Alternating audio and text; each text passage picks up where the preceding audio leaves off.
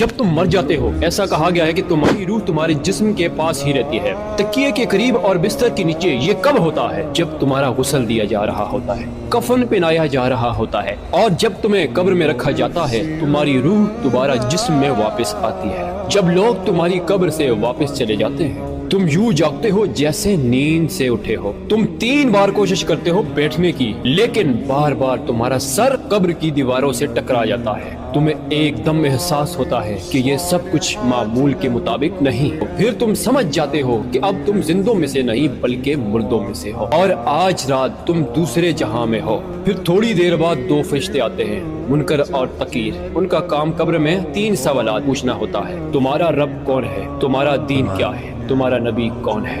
یا تو تم صحیح جواب دو گے اور کامیاب ہو جاؤ گے، یا تم گڑبڑا جاؤ گے اور ناکام ہو جاؤ گے۔ پھر تمہیں ایک جگہ لے جایا جاتا ہے جسے برزخ کہا جاتا ہے۔ یہ ایک ایسا مرحلہ ہے جہاں 2 دروازے ہوتے ہیں، ایک دروازہ جنت کی طرف، دوسرا دروازہ جہنم کی طرف۔ وہیں تمہیں قیامت کے دن تک انتظار کرو گے۔ پھر حساب و کتاب کے بعد فیصلہ ہوگا تم جنتی ہو یا جہنمی۔ اور کبھی کبھار تمہارے رشتہ دار، دوست، احباب تمہیں قبر پر آ کر یاد کریں گے۔ کہا گیا ہے کہ ایک فرشتہ آئے گا اور تمہیں اطلاع دے گا، تمہارے بیٹے نے تمہیں سلام بھیجا، تمہاری ماں، تمہاری بیوی، تمہاری بیٹی آئی ہے۔ تب تمہاری روح قبر کی مٹی کے اوپر آئے گی، ان کی باتیں سنے گی، ان کے قدموں کی آہٹ محسوس کرے گی۔ یاد رکھو میں نے یہ سب پہلے اپنے لیے لکھا پھر تمہارے لیے، تاکہ ہم گناہوں سے توبہ کریں، زندگی کی حقیقت کو پہچانیں۔ یا اللہ ہمارے گناہوں کو معاف فرما۔ کمنٹ میں آمین ضرور لکھیے گا۔ نبی کریم صلی اللہ علیہ وسلم نے فرمایا میری طرف سے ایک آیت بھی ہو لوگوں تک پہنچاؤ، بس اگر تم تک یہ بات پہنچی ہے تو کسی اور تک بھی پہنچا دینا۔ جزاک اللہ۔